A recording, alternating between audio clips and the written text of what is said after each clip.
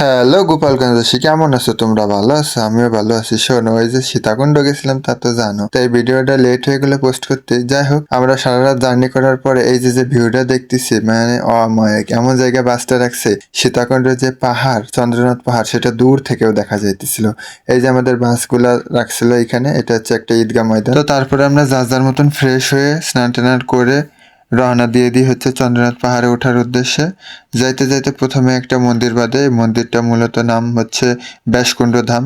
সবাই পাহাড়ে ওঠার আগে এখান থেকে স্নান টান করে। তা আমরা সবাই তো আগে থেকেই না হেঁটে এসেছিলাম, তো যার কারণে এই জায়গাটা নেই, কিন্তু আমরা এখানে একটু ঘুরে টুরে দেখলাম, দেখে টেকে তারপরে রওনা দিয়ে দিলাম। তা আমার সাথে ছিল হচ্ছে আমার পরিচিত যে ভাইরা, ভাগ্নেরা, কাকারা, ভাইরা সবাই মিলেছিলাম আমরা। আমরা ২ বাস ভরে গেছিলাম, কিন্তু আলাদা গ্রুপিং হয়ে ঘুরছে সবাই কম বেশি। তারপরে এই যে আমি হচ্ছে তিলক নিচ্ছিলাম কপালে এক বৃদ্ধ লোকের কাছ থেকে। তারপরে আমরা সবাই মিলে হাঁটা শুরু করি। এইটা হচ্ছে মন্দিরের প্রাঙ্গণ, সামনে এই যে মন্দিরের গেট ওইখানকার এই যে। তারপর হাঁটতে হাঁটতে কিছু দূর আগাইতেই দেখি যে শঙ্কর মঠ নামের আরেকটা মন্দির। ওই মন্দিরে ঢুকলাম। এই মন্দিরটা দেখে তো জাস্ট প্রাণটা জুড়াই গেছে, এত সুন্দর জায়গা, মানে মন পবিত্র হয়ে গেছে একেবারে যা মাত্র ভিতরে।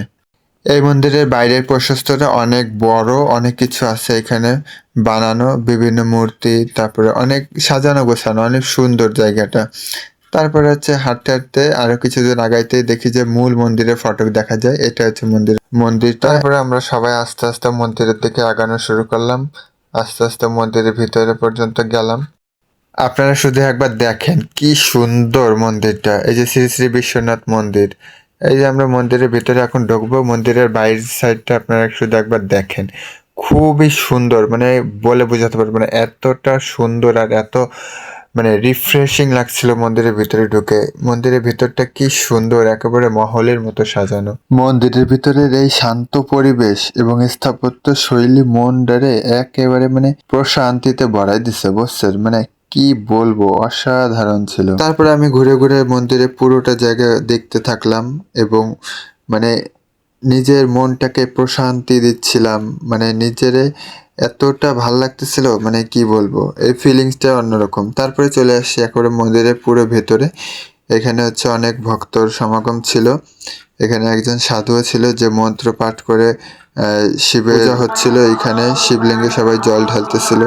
আমি এখানে দাঁড়ায় শুধু সাধুর মন্ত্র উচ্চারণ শুনতেছিলাম, মানে শরীরে কাঁটা দেওয়ার মতো, এতটা সুন্দর, মানে আমি আপনাদের বলে বোঝাতে পারবো না।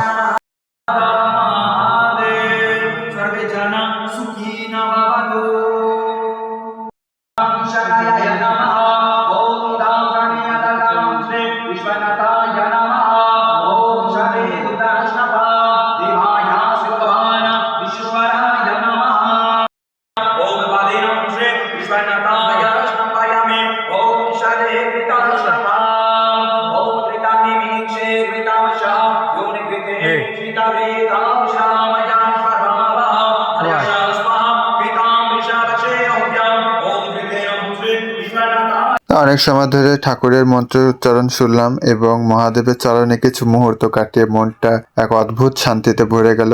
তারপরে আমাদের যাওয়ারও সময় হয়ে গেল, এখান থেকে বেরোতে হবে এবং তাড়াতাড়ি রওনা দিতে হবে চন্দ্রনাথ পাহাড়ের উদ্দেশ্যে, কারণ বেশি বেলা হয়ে গেলে তখন উঠতে অনেক কষ্ট হবে।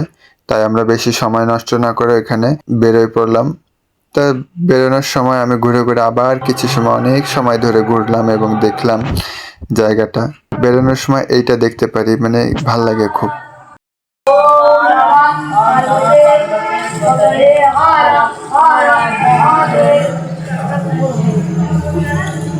সত্যি বলতে এই মন্দিরে ঢোকার পর থেকে আমার আর এখান থেকে বেরোতে ইচ্ছে করতেছিল না, কিন্তু তারপরে থেমে তো থাকতে পারবো না, সময় কম, যার কারণে বের হয়ে যেতে লাগলাম তাড়াতাড়ি করে।